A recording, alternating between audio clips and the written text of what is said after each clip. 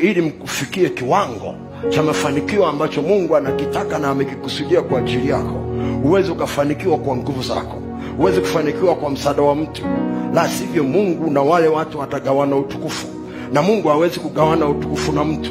Ana Mungu anataka akufanikishe kiwango ambacho ni kikubwa kuliko kisomo chako, kikubwa kuliko mtaji wako, kikubwa kuliko akaunti yako. Hakuna kitu kibaya kuwa na baba tajiri na mtoto maskini. Biblia inasema huyu Mungu wetu nchi na vyote vijazavyo ni vyake. Ni hatari sana kuona Ibrahimu ni tajiri, watoto wake maskini. Ndio maana Mungu akiahidi kukufanikisha, anakufanikisha na uzao wako. Kwa nini? Kwa sababu ni Mungu wa vizazi, sio kizazi kimoja. Kizazi baada ya kizazi baada ya kizazi baada ya kizazi. Ndio maana anawaambia nilichowafanyia kwenye kizazi hii muwasimulie kizazi kinachofuata, ili wasije wakanisahau, wasije wakafikiri ni ujanja wenu umewafikisha hapa, wapate kujua mimi